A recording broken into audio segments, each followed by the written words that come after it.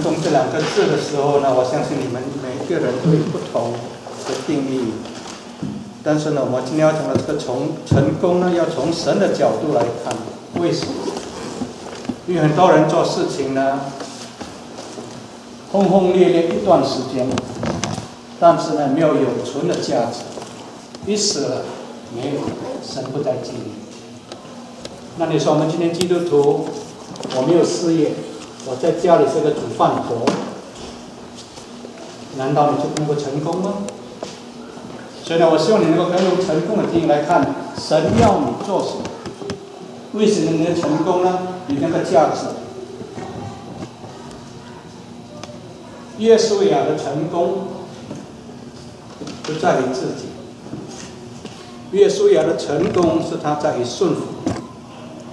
所以今天呢，求神帮助我们能够明白，在你人生的成功当中，你需要什么？你说好，我们每个人差不多，我相信在这里没有一个是在美国出生的，有没有？可能我没有看到。我们就是外来，是不是？是不是？我们来这边有一个目的，对不对？你要成就你心里面想要成就，但是有的时候你会失望，因为呢，没有达到你所想象要的，对不对？所以呢，你说你的人生失败吗？要是你说你没有拿到 PhD， 你是不是失败？啊，先生，啊，你说是不是失败？你说不知道。要是你相信耶稣的时候，是不是你的成功？要是你的人生的目标跟神的旨意配合的时候，你的人生是一个成功的人生。我再重复一句，要是你人生的目标跟神的旨意是配合的，你的人生就是一个成功的人生。什么意思？那你说牧师你在讲什么？我又没有赚大钱，又没有住大的房子，又没有开 Mercedes， 你还说我成功？你说今天开 Mercedes 住大房子的人成功吗？用世人的眼光来看，他们真的是很成功。但是呢，没有永存的价值。记得主耶稣在路加福音说什么？那个有钱人都会赚钱，带了个大的仓房要装满他的东西。主耶稣说：“无知的人啊，今天晚上要你的灵魂，你所赚的要归给谁呢？对不对？”要是从今天用人的角度来看，很多人讲说：“哎，我拿了 PhD。”我赚的大，我赚的强，像 Apple 的那个 Steve Jobs， 听说这个人后来到印度去，他一段时间离开 Apple， 他到印度去的时候呢，他认识一个印度的大师。那印度的大师就教他，这是我听说的 ，OK， 教他回来以后，他真的很成功，但是呢，他丧失了他的灵魂，他丧失了他的灵魂，他就不再相信，他只相信那个印度大师要给他的东西，他很成功。Apple 这个人很成功 ，Steve Jobs， 但是呢，他丧失了他的灵魂。在神的角度来看，他是个失败者。所以我希望我们今天能够明白，你想要的成功是怎么样的成功。约书亚的成功是有神同在的成功。为什么？你看看约书亚记第1章，神跟他说摩西死了，因为他是与摩西的帮手。他从年幼的时候就看到，因为他是从出埃及出来的时候，他在里面，所以他亲眼看到神给埃及的处罚，他亲眼看到，他也亲眼看到神怎样开红海。后来摩西跟神说：“神啊，我需要一个帮手。”所以你在民数记的时候会看到，神跟摩西说：“你要选一个帮手。”摩西就选约书亚，而神就正式约书亚成为摩西的帮手。而这个约书亚的这个帮手的角度呢，是帮摩西，但是呢，在训练的过程当中，他看到很多摩西所做的，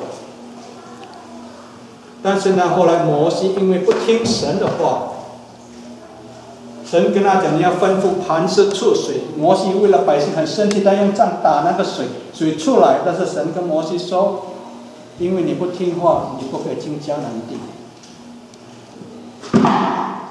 最后呢，他不得不神跟他跟神求，神说：“你不要再跟我求，我带你去看，你只能够看，但是你的脚不能够进去。”你说神啊，你有没有这样不讲理呢？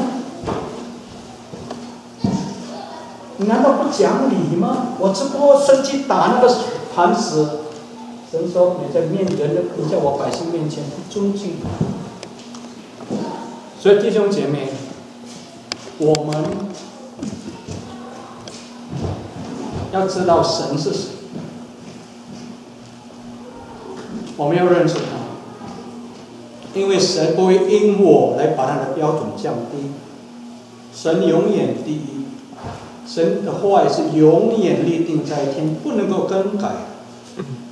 神说什么就是什么。摩西一直跟他求，神说：“你不要再跟我讲。”大卫也是一样，大卫犯了奸淫以后，他的那个第一个儿子88生的要死了。大卫跟神说：“神啊，求你，他躺在地上不吃不喝。”神跟大卫讲：“你起来吧，你求我没有用。”所以很多时候我发觉到神有慈爱，但是神也有公义。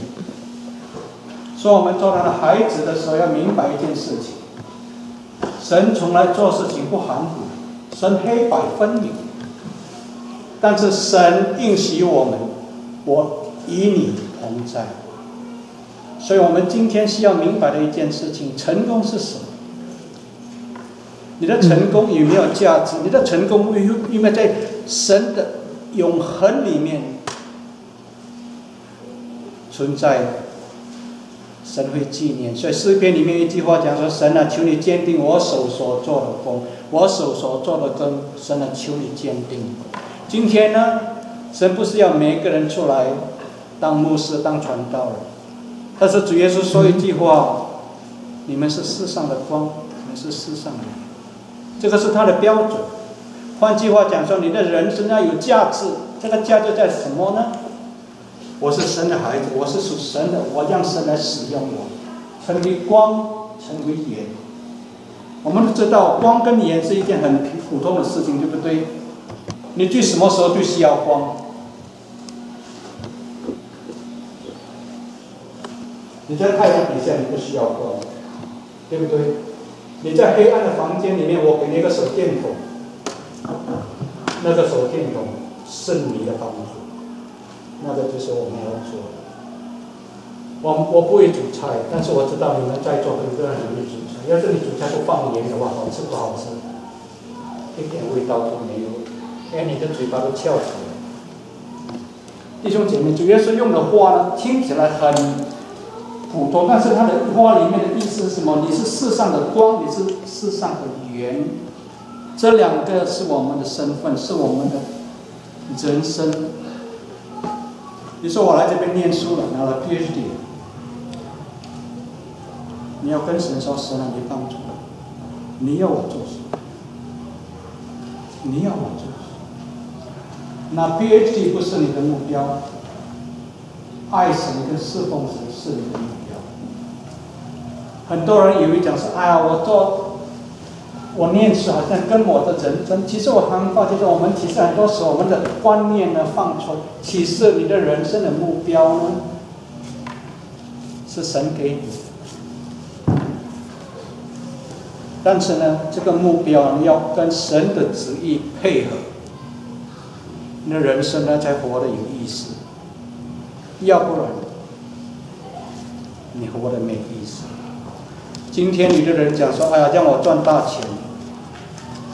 上个星期我看那个是《世界日报》，今天，对不起，我讲，今天中国的官员藏在海外的钱有多少？你们要不要猜一猜？中国官员藏在海外的钱，你知道有多少吗？4500亿美元。你是搞会计的，用你的手算得到吗？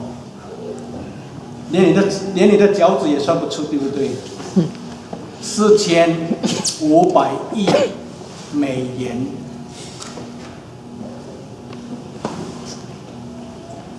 多吗？好多钱，藏在哪里？藏在海外。为什么？难道这就是他们人成功吗？就是你看我多成功，我藏起来没有人知道。弟兄姐妹，神说你不是，为什么？中国人讲是，要是你没有做亏心事，半夜人敲门也不怕，对不对？你说他们能够享受吗？怕得不得了。我知道很多人用白手套。什么叫白手套呢？我用黄畅的名字，我也很有钱。黄畅用你的名字帮我买一个房子，因为我信得了黄畅，他就是我的白手套。很多人今天用这种方法在美国买财产，难道他们的人生就成功了？弟兄姐妹，我们要的成功，要在神的旨意里面。所以你看看约书亚说什么？神跟约书亚说什么？我的仆人摩西死了，现在你要起来，和众百姓过这约旦河，往我所要赐给以色列人的地去。凡你们脚掌所踏之地，我都照做我所应许摩西的话是给你们。第一，神应许你，他的应许他一定成就。这个是我们要明白的。神应许你什么，他的应许他一定要成就，要不然这个神就不守信用。OK， 凡我所应许给摩西的，凡你们脚掌所踏之地，你们的脚掌踏到哪里，那个地就是你的了。但是以色列有没有听呢？没有。要是你看整本约书亚记，你再看旧约，以色列人没有把他的地完全到，你的脚踏到哪里，那个地就是你的。但是呢，以色列人因为对神没有信心，不顺服，所以他们失去了很多。所以今天呢，我们要神的成功，你要相信神，你要顺服神。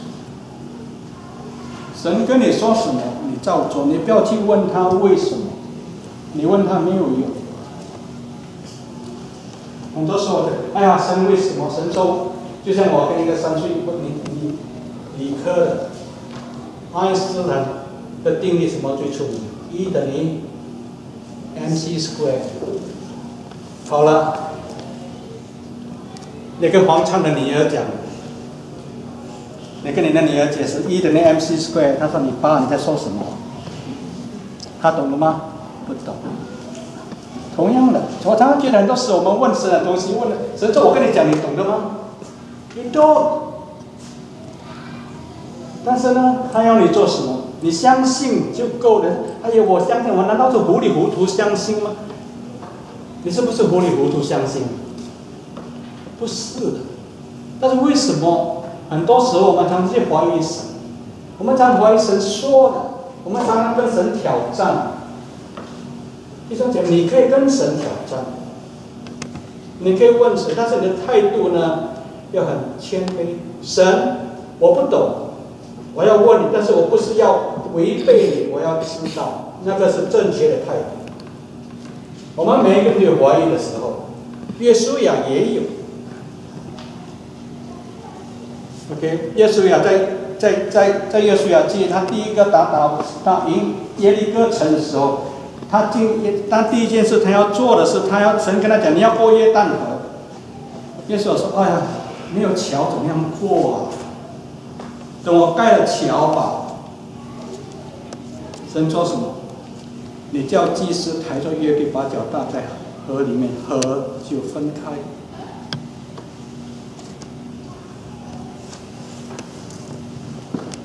你敢做吗？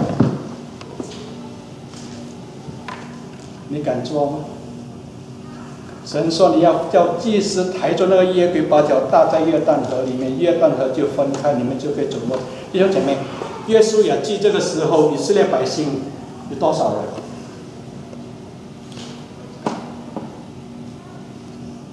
有多少人？约书亚记这个时候，以色列百姓有多少人？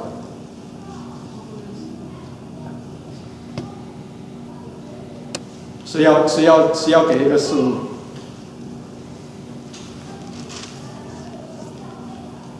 你说有多少人？200多万人。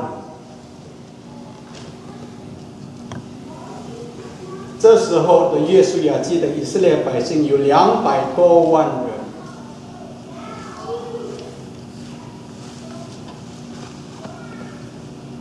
你要叫200多万人过河容易吗？容易吗？不容易。过红海的时候已经100多万了。OK， 一个晚上，天还没有亮之前，这些百姓要过红海。摩西说，神叫摩西说：“你的杖举起来。”摩西听，他举杖，神把红海分开。你说要过1万人，你说要过100多万人，要多宽你才能够走得过，对不对？要是一个人走的话，你走完1年也走不过。神跟摩西说：“你举杖。”神没有说，摩西说：“神我举杖。”那神摩西不管，摩西只有举杖，那个是摩西的责任。神跟约书亚说：“你叫祭司抬约柜搭在约旦河，是你的责任，你不要管我做什么。”弟兄姐妹，这很难，因为很多时候神做事情呢，我们还在想：“哎呀，神啊，你到底能不能啊？”我记得我上次来的时候，我说你要专心寻求神。我神在以赛亚书说什么？我的意念非同你的意念，我的道路非同你的道路。记得吗？我的意念非同你的意念，我的道路高过你的道路。我的话出去皆不返回。我要使地有粮食，使撒种的有东西吃。松树生长要代替荆棘，所以今天你看看外面的雪很厚。我常常讲说，中国人一句话讲什么？瑞雪兆丰年。为什么？土要有水分，种的东西才会厚。所以中国人很多时候讲话也有智慧，瑞雪兆丰年。你说雪好不好？有的时候我真的跟神，我说神，你不要在星期六晚上下雪好不好？因为我星期天早上要把那个血查了之后才能够出去，不然我出不了。但是我告诉你，弟兄姐妹，神最美，真的，很多时候呢，神应许你什么，你抓住神的应许，你可以指着圣经说：“神啊，这是你说的哈，请你成就。”这个就是你要祷告的地方。所以呢，约书亚。神跟约书亚说：“凡你们脚掌所踏之地，我都照着我所应许摩西的话赐给你们。我说得出，我做得到。这就是我们的神。”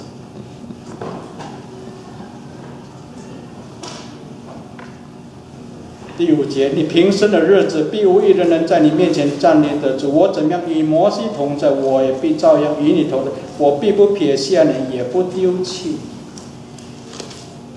这是神的应许。人生你会遇到很多头痛的事情，真的。你不要以为说好了，你拿了 PhD 工作以后就是天色常蓝。不会，你会遇到很多头痛的事情。人勾心斗角，这你就常看到的事情。不管在哪里，在学校也好，在公司也好，哪里都有。你怎么样应付？你怎么样应付？靠你自己吗？你做不到。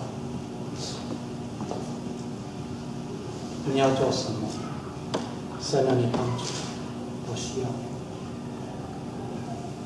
真的，很多时候呢，在你人生的过程当中，你会发觉到很多事情会临到你身上，但是呢，这个不是没有原因的，有原因的。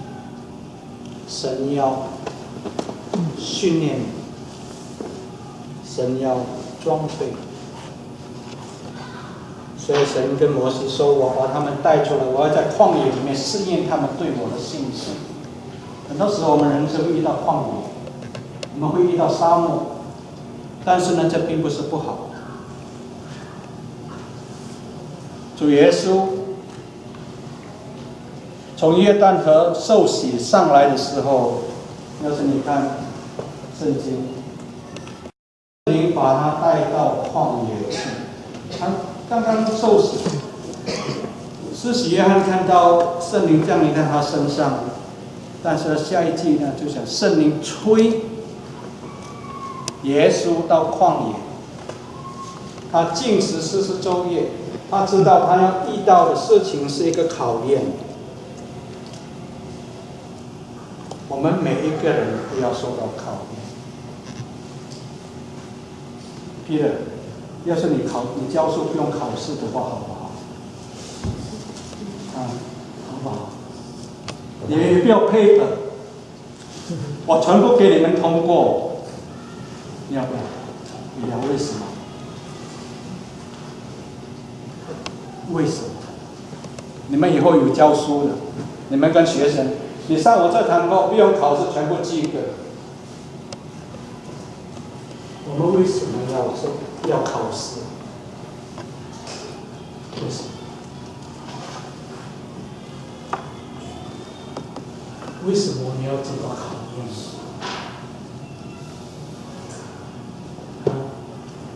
为什么要考试？看你有没有学到东西。从幼稚园开始，小学、中学、高中、大学，一个阶段一个阶段一个阶段。主耶稣也不例外，为什么？他也不例外。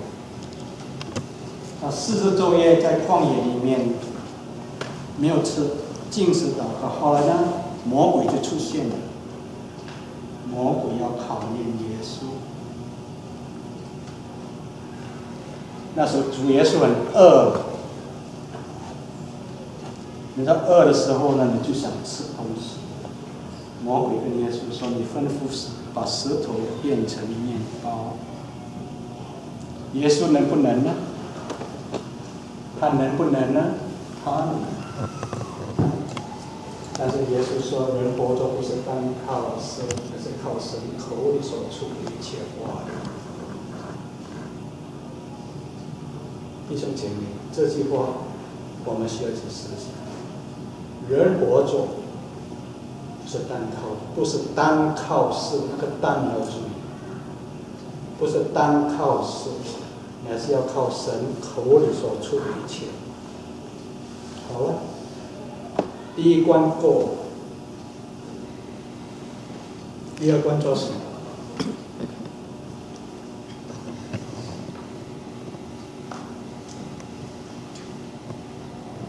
你要是拜我，我给你天下的荣华富贵。耶稣说，但要拜神，这个世界里面的地界，除我以外，你不可以有别的神。除我以外，你不可以有别的神。弟兄姐妹。第三个，魔鬼跟他讲说，魔鬼用圣经这个是在诗篇里面，你要是从那个塔顶跳下来，一定有天使拖住你的脚，免得你的脚碰到石头。什么意思？耶稣说你不要试探神，你知道为什么吗？这个定律呢是不改变的。什么定律？地心吸引力的定律。你要是你从6层楼高的地方跳下来，你一定要摔死，是不是？是不是一个定律？神不能够违背他的定律，所以主耶稣说：“你不要试探我，我不会这样傻，我不会跳下来。”所以主耶稣一关一关的过，为什么？他能够胜过魔鬼，以为是靠他吗？不是，他靠圣灵。神与他同在，神给他智慧，神给他力量。所以弟兄姐妹，要是耶稣需要这样被考验的话，何况我们呢？所以很多时候你会发觉到，你来了，你信了耶稣。你会发觉到为什么我信了耶稣这样多头痛的事情？不信不是更好吗？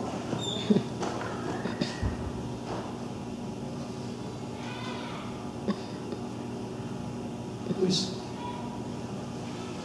神要你成熟，神要你长大，神不得不用这个方法，而这个方法是他定的，对不对？你有没有听过人家抄论文？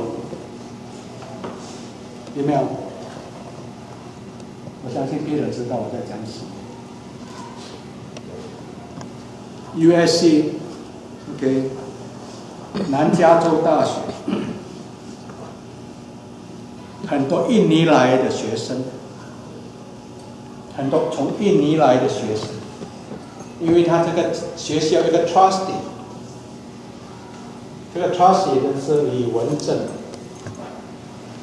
他就是 Lipo Group 的大老板。要是你在香港金钟大厦那一段地，都是他的力宝集团。OK， 这个人很成功，福州人，他以前不信耶稣的，他跟唐崇荣辩论，后来呢，他口服心服，相信耶稣，很谦卑。他的小儿子，我们认识他，很好的一个基督徒。他不跟人家应酬，他住在香港浅水湾那个 penthouse。1997年他就在那，后来97年他就搬到新加坡去。弟兄姐妹，这个人的成功呢是很谦卑的成功，很有钱，但是呢，他会知道，他每天上班的时间是10点才到 office。人家讲说为什么你这样子？他说我在家里灵修了我才来。他在家里灵修了，才到办公室去。弟兄姐妹，他所做的不在于自己，所以他的员工呢，对他呢很尊敬，因为他的员工自己说，我们从来没有看到这样一个好的老板，才30几岁，过了40，李忠，他名字叫李忠，中国的忠。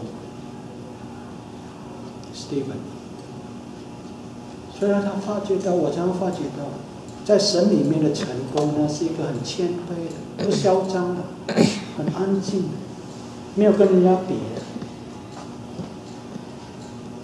为什么？因为他知道神在他那里。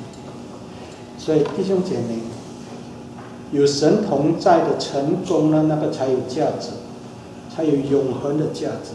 你看看神跟约书亚做什么？你平生的日子，必有一个人站在你面前。这句话呢，是因为呢，当约书亚带领以色列进迦南地，第一个站他攻了耶利哥，他怎么样攻？那耶利哥又城又大又宽。神说：“我来帮你。”怎么样帮？你叫祭司吹着羊角，约柜在后面。祭司在前面，兵丁拿到，后面是约柜，约柜的后面是兵的后面是以色列百姓。他说一天绕城一次，那时候以色列百姓已经200多万了，绕城一次，绕了回去，明天又绕一次，第7天要绕6次，第7天要绕7次。所以总共的绕城13次，到最后一次呢，神跟约书亚说：“你叫百姓安静。”到最后一次，祭司吹角，百姓要呼喊的时候呢，山就塌下。有没有这种打仗的方法？有没有这种打仗的方法？所以用这种方法是打仗的呢？所以打仗就靠刀枪，对不对？神说你不用动一刀一枪。耶利哥城就是你相信吗？你敢不敢相信神这样对你说？你不用担心，我一定帮你。只要你照我的话去做，你敢不敢相信这位神？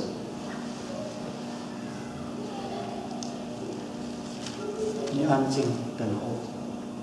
所以很多时候呢，我发觉到我们人乱的时候，很多时候你想，哎呀，我的功课。我的压力，我的工作太大了，所以也是拼命。神说：“你为什么不退后呢？为什么不安静下来呢？不要让这些压力烦扰到你跟我的关系。你安静，你退出来，跟我同在，跟我在一起，看看我要怎么祝福你。”弟兄姐妹，很多时候呢，得力在乎平静安稳。所以很多时候呢，当你发觉到你的压力很重的时候，你的功课一直搞不通的时候，放松，把书本盖起来，找一个地方能够安静的地方，去亲近神，去敬拜他，跟神说：“神，我来敬拜你。但是你也知道，我的心现在在为我的工作、为我的课业。”不能够平静，但是我需要你。先敬拜他，为什么？你知道保罗在腓立比书讲什么？应当一无挂虑，对不对？只要什么？凡事借着祷告、祈求和感谢，将你们所要的告诉神。神会是你们出人意外的平安。这3个字是什么意思？第一个英文字是 adoration， 敬拜的意思。第二个字是 supplication， 神，我把我的需要带到你面前。第3，跟神说神，谢谢你，你已经成就了。所以我们来到神的面前学习，先赞美他。你先学习赞美他。我说神，我哪里有空赞美你啊？我都忙得不得了。学习，弟兄姐妹，当你学习赞美神的时候，为什么事情发生呢？你把你的眼睛挪开你的问题，你把你的眼睛放在神面前，你说神啊，我赞美你，因为你是神。你会发觉到你的心态呢，完全不在于你的问题上面，你的心态呢，完全在神上面。第二，你跟神说神，我需要你帮助。所以呢，保罗说应当一无过的，只要凡事先做祷告、祈求和感谢。祷告呢，英文的圣经是 adoration， 中文是用祷告，但是这个祷告是赞美的祷告。第二，祈求神啊，我的论文写不出，我不懂得怎么样下手。神啊，我的工作的压力太大，我不懂得怎样应付。把那摊出来，放在神面前，神，这是我的问题，你来帮助。第三，你跟神说神，谢谢你。弟兄姐妹，神的应许呢，他一定要成就。你说哎呦，牧师你在讲什么？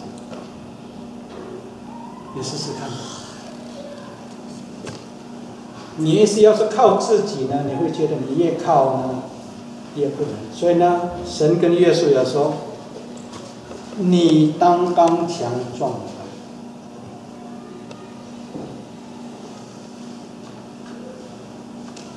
因为你必使这百姓承受那地为业。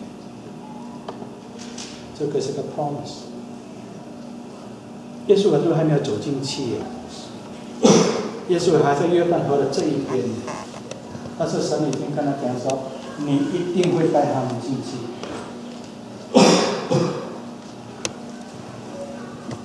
你肯不肯听，就在于你。你必死，因为你必使这百姓承受那地位，就是我向他们列祖起誓应许赐给他们的地。你知道呢？这个时候跟亚伯拉罕的时间已经很长了。神说：“我记得我向亚伯拉罕所应许的，今天要在你身上。”所以很多时候呢，你不要怕神的应许很长。很多时候我们要 instant noodle， 快熟面，对不对？你买一包快熟面，几分钟你就可以吃了。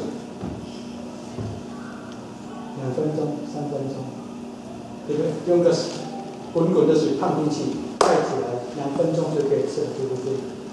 要是你要煮一个拉面，要煮多久啊？要不要煮很久？要煮很久，因为那面很难熟。快熟面好吃还是你的熟拉面好吃？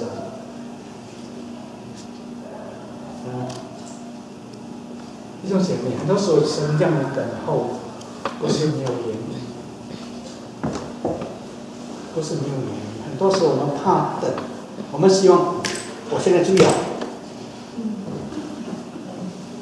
我们已经习惯了，真的，也就是我讲到这个，我们马上就要。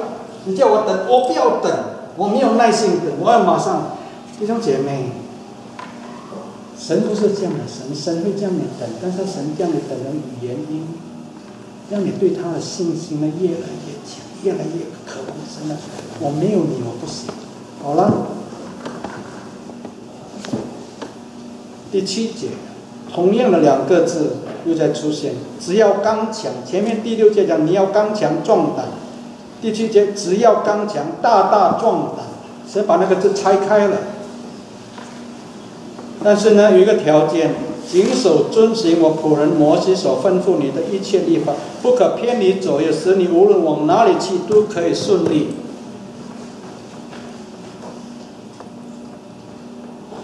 我们要成功，但是呢，我发觉到很多时候呢，我们不要听话，我们要成功，但是很多时候我们不愿意听，不愿意顺服，这是我们的致命伤。OK， 这个是我们的致命伤。很多时候神说的话，你要顺服，你真的要顺服。你不顺服的话呢，你得不到。我觉得神为什么你这样难呢？以后你们要是做父母亲的时候，你要不要孩子顺服你啊？要不要？王畅，你喜欢不喜欢你的女儿顺服你啊？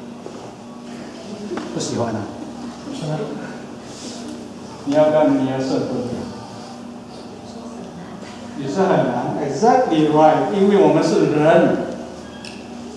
你这句话没错，因为我们是人。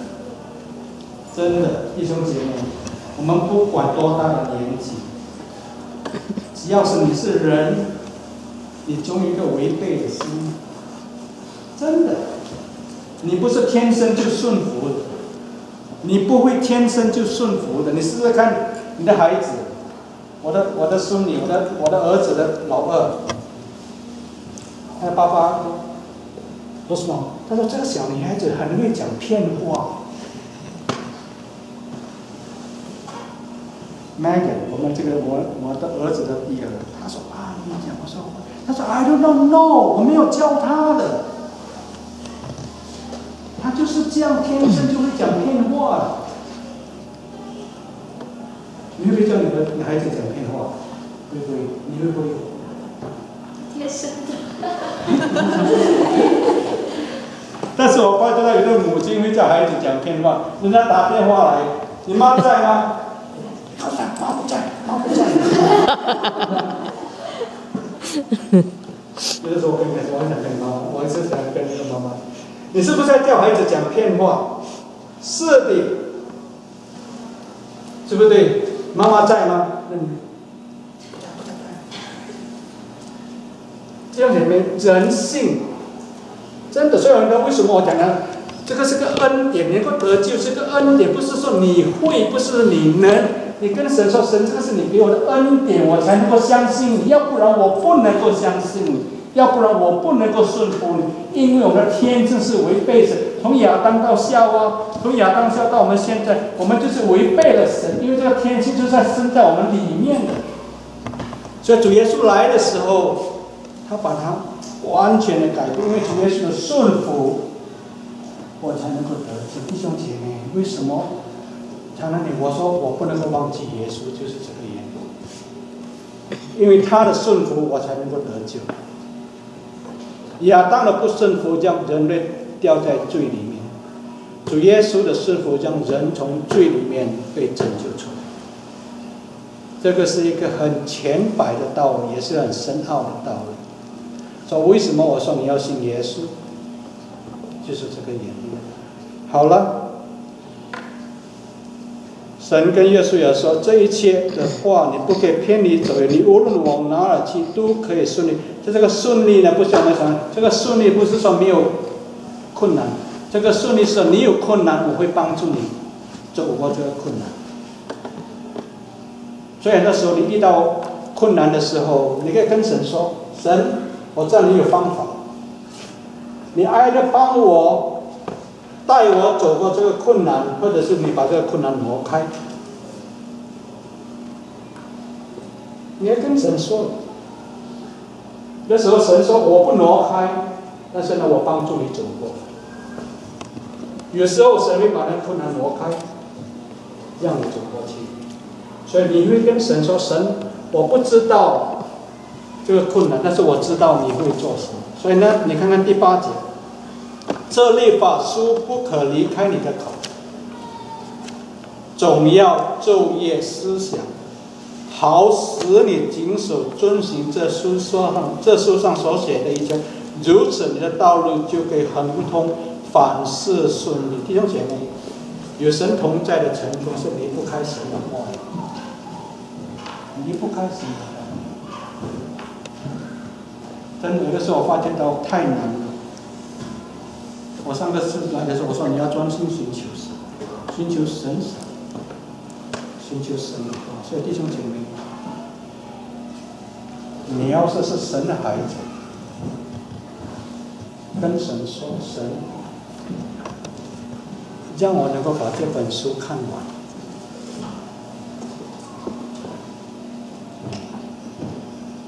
这本书厚不厚？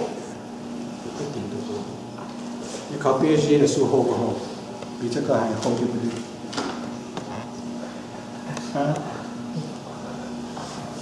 这个才66本书，3927。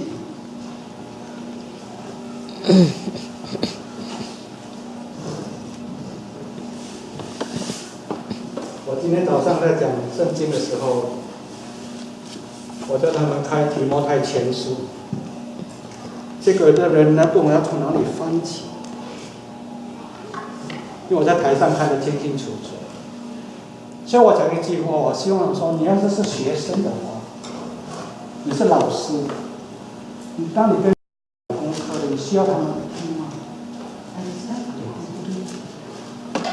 你给他们作业，你一定他们要完成，是不是？但是我发觉到我们做基督徒呢，对神的话语呢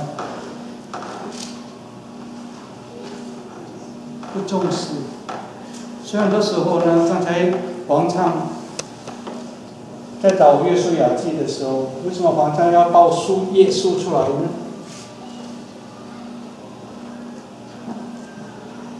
慕道友，我不怪你。要是你是神的孩子，你一定要懂，这是你的责任，你不能够不懂。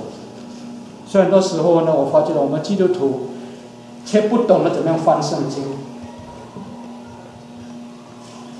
约书亚记还好，我要叫你翻西番尼亚的话，你翻得到吗？啊？新约只有一本书，那本书是什么？我来考考你们，一章而已。犹大。旧约呢？旧约呢？就一章而已。要不要试试看？我们看前面要不要？我今天呢，我希望你们真的把神的话语呢昼夜思想。你看看旧约里面只有一本。只有一本，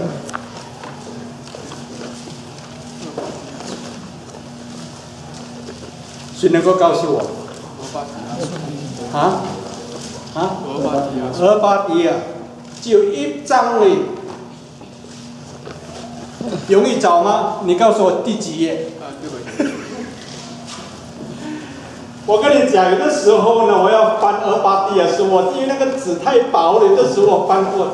只有一章而已，就是俄巴底亚，新约是犹大。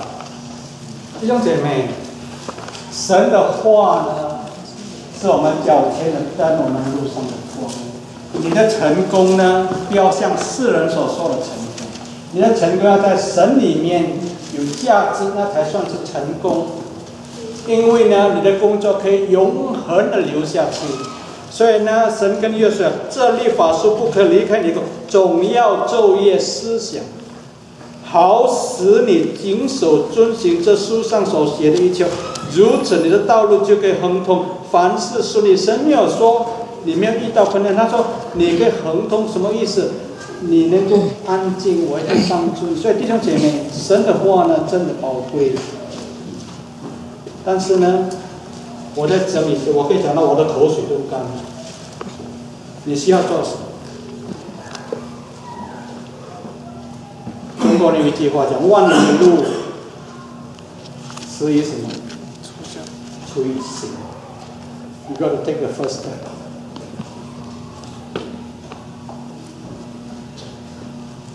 你要行万里路，但是你要先开始走第一步。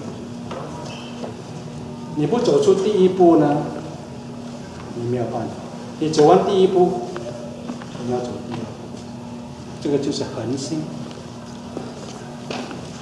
所以呢，做基督徒，就像你做学生一样，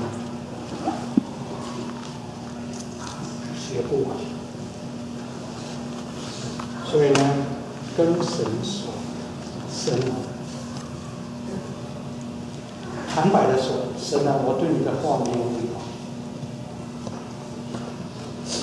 跟神坦白的说，但是求你给我有回报，给我一个饥渴沐浴的心，像鹿渴慕溪水一样。你求神一定听，这个祷告是神最喜欢听。让我一个渴慕你的话，像鹿渴慕溪水一样，也帮助一点一点一点。你每一天跟神亲近，看他说什么，把它背起来，用那个经文做你的祷告，你试试看，你的生命会被改变，真的。因为你被熏陶，你被神的话呢改变你的思想，所以你的人生的目标呢会慢慢跟神的旨意配合。今天呢，神要你来念书，不是没有理由，神有他的理由。神给你这些 PhD 不是没有理由，神有，但是他要你用在他的旨意里面。你说我教书，你说我工作，怎么样跟神的旨意配合呢？很容易。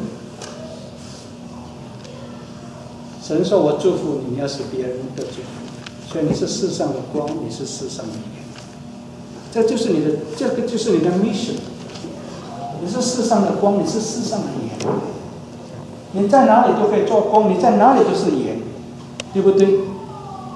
不管你在哪里，就你看我在公司里面，这些公司都是非基督徒 ，it doesn't matter， 为他们祷告，一为他们祷告，你看看神要做什么。神能，弟兄姐妹，这个才是你的价值。你的价值不是在于说你赚了多少钱，成就了什么功名，没用。为什么？你死了什么谁都不会纪念你的。但是呢，你要是在神里面所做的，神永远纪念，神永远纪念。弟兄姐妹，你要做那个永恒的价值，你的人生目标呢要跟神经配，要不然呢，你真的是白活。要是你不是基督徒，对不起，我说这句话，你可能也会对我生气。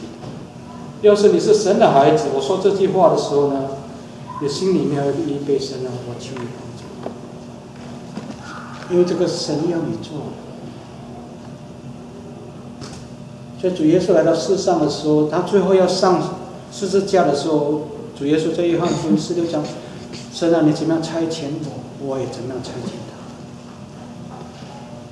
这个不能够动。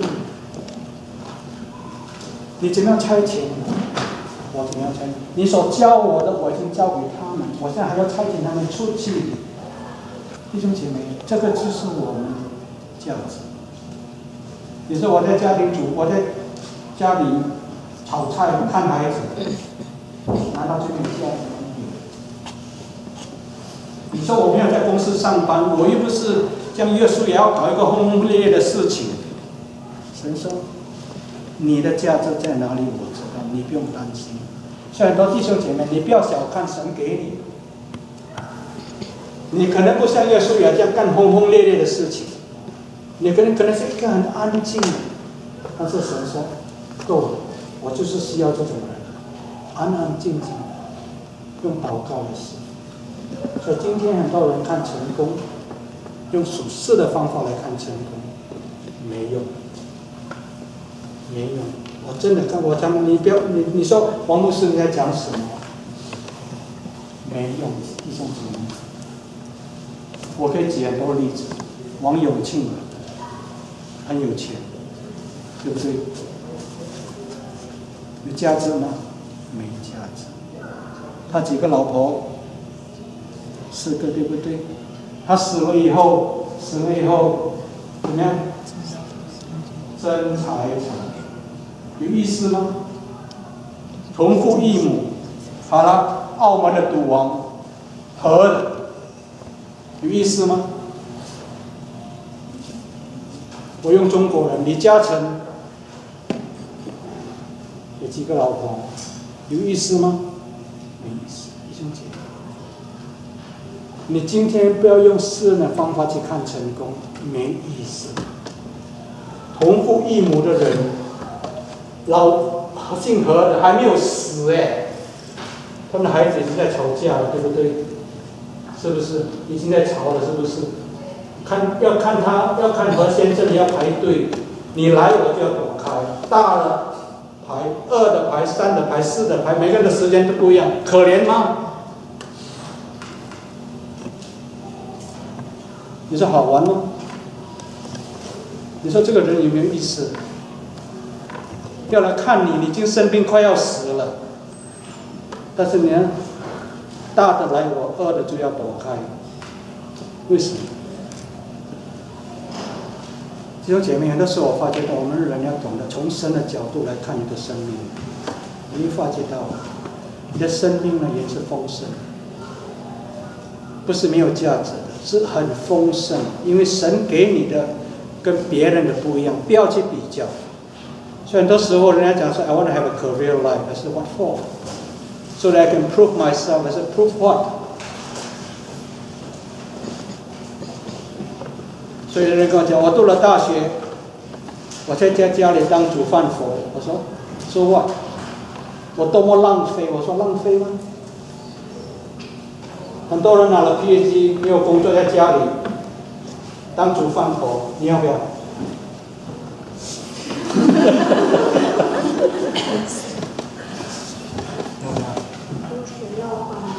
如果神要的话，你就跟神讲说 I'm willing。教会对不对？啊？I'm willing。弟兄姐妹，你的价值不是在世人看，你的价值在神看。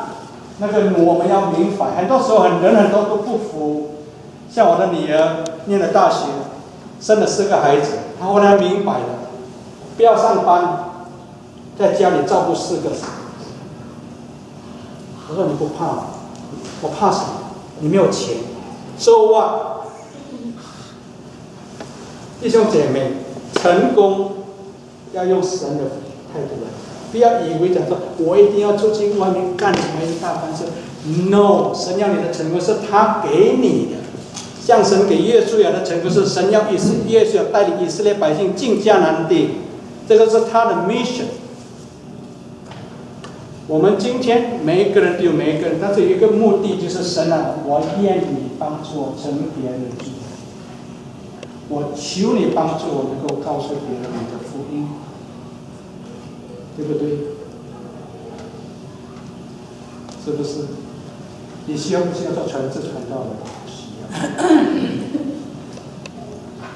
在你的范围里面跟神求，神要能影响我旁边。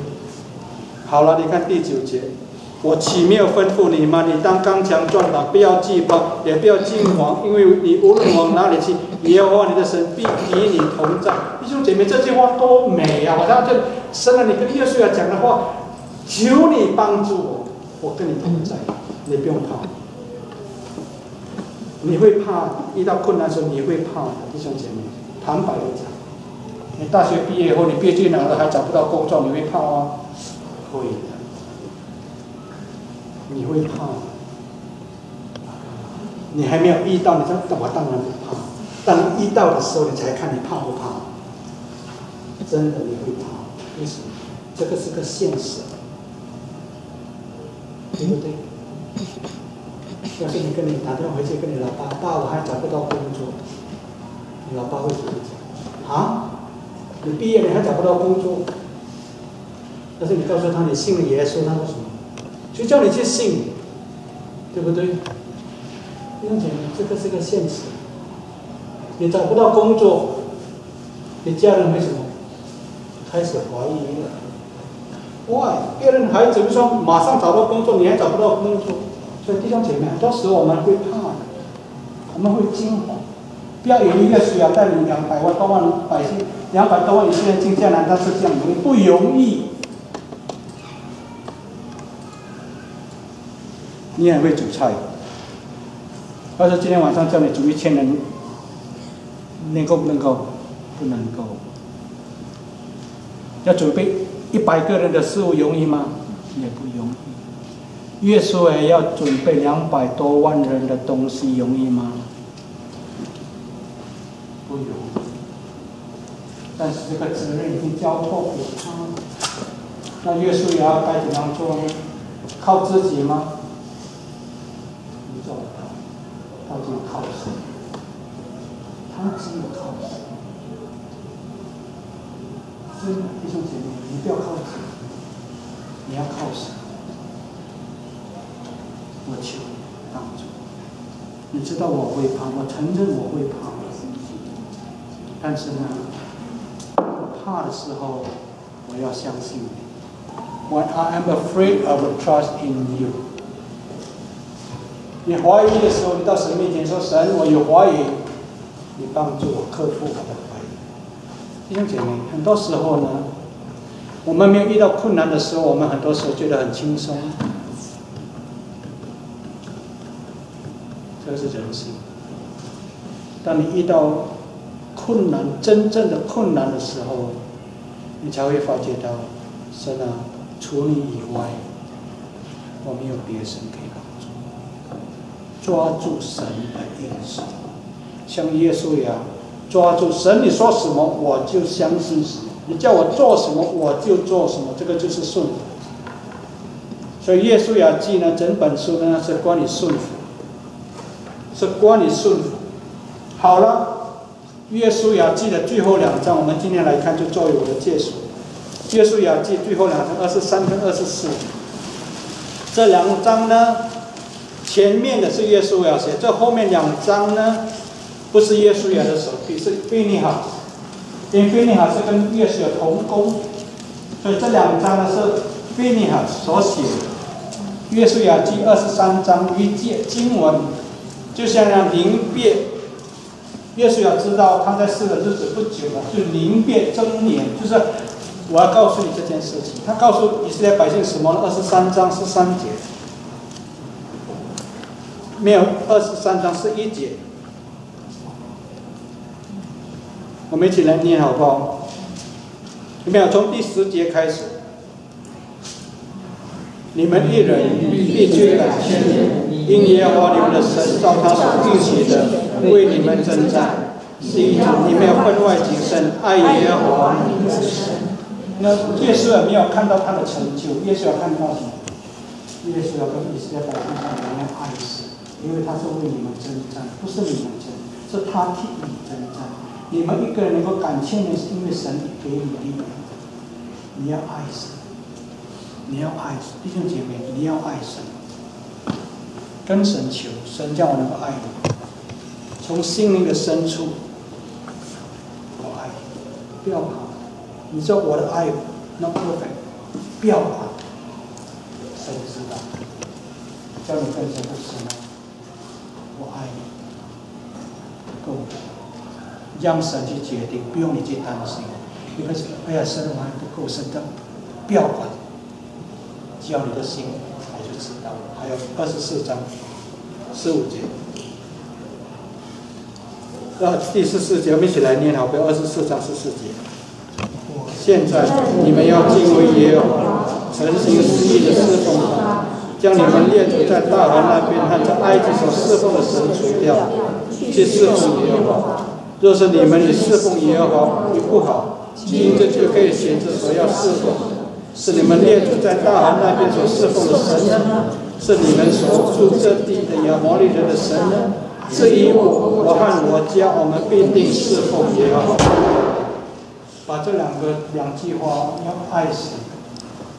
至于我和我家，我们必定侍奉。这个是约书亚的结语。他不以他的成就看为重要，他以他的侍奉看为重要，他以他的心看为重要。弟兄姐妹，这个就是神有神同在的成功，不在于你成就什么，在你的心对神是怎样。神知道，神知道。很多时候我常跟神啊说：神我爱你。我能够 improve myself? No, I can't. 我能够说，哎呀，神啊，我就能够神啊，我爱你，我定义侍奉，至于我和我家，我和我家第一个你注意的字，我和我家，我们必定侍奉。为什么？因为你侍奉神。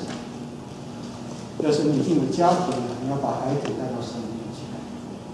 要是你先生还没有相信，不要怕，你为他祷告，神能够做奇妙的事情。至于我和我家，我们必定侍奉耶和华，侍奉耶和华的后代，神必祝福。这个是千真万确的事情，你的后代，神必看顾。还有什么比这个更好的？对不对？我们就担心我们的孩子，我们就担心我们的孙儿。很多时候我跟我的孩子讲，我说今天我能够给你，就是你能够认识耶稣。我也希望你能够告诉你的孩子，耶稣是谁。所以从小把他们放在神的面前，他们是求你祝福，弟兄姐妹。神所看的成功，跟世人所看的成功完全不一样。虽然很多人讲说，好了，我拿了 PhD， 我儿子在什么学校教书，就是我在想，有什么好骄傲的呢？要是你的孩子不是基督徒，不是很可怜吗？是不是？要是你的孩子是一个爱神，不管他有没有教书，不管他做什么，在神面前他是成功的。为什么？因为他的使命不一样，他的方式不一样，对不对？你不用比，跟耶稣要比，耶稣也是特殊的人情，特殊的人，但是呢，你我都可以做耶稣呀，什么意思？耶稣呀这个名字呢是救赎的意思 ，Joshua 是一个救赎的意思。你我今天能够把救恩告诉别人，神救赎，这是你我要做的。你要告诉别人神的救赎。约书亚就是神应许他们带到应许之地。我们今天神应许我们在天堂，但是你要告诉别人，只有耶稣能够带你走。所以主耶稣说：“我就是道路、真理、生命。若不借着我，没有人可以到神面前。”弟兄姐妹，很多时候你要把整本书看起。所以我刚才为什么说你们要把圣经看了？因为这个圣经只有一个作者。只有一个作者，这个作者是神，因为这个圣经是神所默示，神借着人的手做，但是作者只有一个，就是神。这本书很奇特，这本书我真的，你会觉得，你一看这本书，你会发现这本书呢，很多时候，要是能够把从旧约到新约把它连贯起来的时候呢，你会发现到这本书的作者告诉你一件事情：救恩是出于神。救恩出于神，没有别的。人得罪神，人犯罪了，神说：“我要救你。我怎么样救你？我用我自己的生命换取你。”弟兄姐妹，有没有这样的一个恩典？有没有这样的一位神？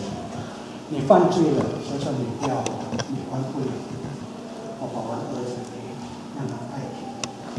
有没有这样的恩典？你全世界找不到，全宇宙你找不到这样的恩典。这个恩典是白白给你。你得罪了神，神说：“我不要处罚你，我处罚我自己的儿子耶稣。”弟兄姐妹，你的生命值得不值得？再看你对神的要是你的人生的目标跟神的旨意配合。神说：“你无论往哪里去，我都必与你同在。你不要跑，这就是你的成功。”我们一起低头祷告。所以真的是求你帮助我们，在这个世界上的时候，我们不会被这个世界迷惑了心，我们会被人。很多时候我们会被跟这个世界妥协。我们要走世人的路，因为世人的路又大又宽，但是你告诉我，这个路是引向死亡。你的路难走，因为这个路又窄。主耶稣，我求你帮助我们能够照你的话去行，因为你给我们个顺服的榜样，你就是顺服到死，且死在十字架上。我们今天做你孩子的，我求你给我们个顺服的心，让我们能够听，让我们能够去思想，让我们能够去遵行。你祝福我们在座的每一个弟兄姐妹，我求你将我们的人生活的有意思，让我们的人生过一个充满有意义的人生，是一个成功的人生。不在于我赚多少钱，不在我的地位是做什么，乃在于我跟你里面的关系。求你施恩，求你祝福，帮助我们。虽然我们会遇到困难，有的时候我们会心灰意冷，有的时候我们会害怕明天要发生的事情。这时候我们人要对付我们的时候，我们会怕。神啊，我们把这一切都交托给你，你叫我们不要怕，只要信。神不容易，但是你能，我们相信你的话不是白说的，你说了你一定要成就。谢谢你，所以我求你今天赐给我们平安，赐给我们心里面有力量，让我们知道寻求神的人没有一件好处神不给我们，让我们能够专心寻求你。谢谢你，谢谢你，圣灵跟我们同在。我们这样的祷告说奉靠你儿子耶稣基督的圣名。我们来唱诗184首，好吗？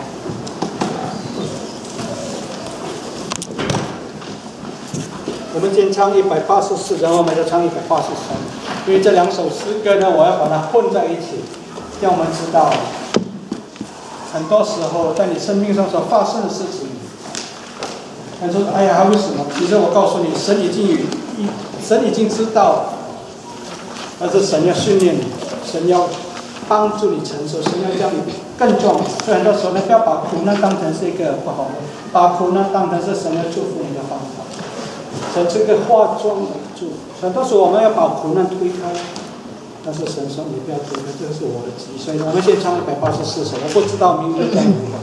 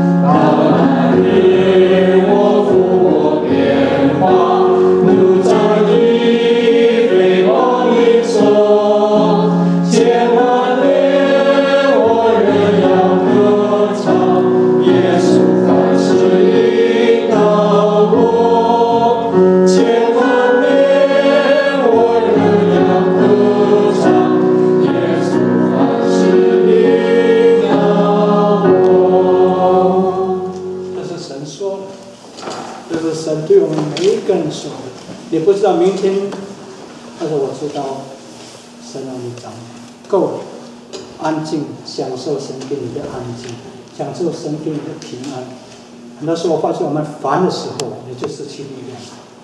你要得力在乎平静安稳，所以跟神说：“神啊，我需要你给我一个平静，因为神说我必与你同在。”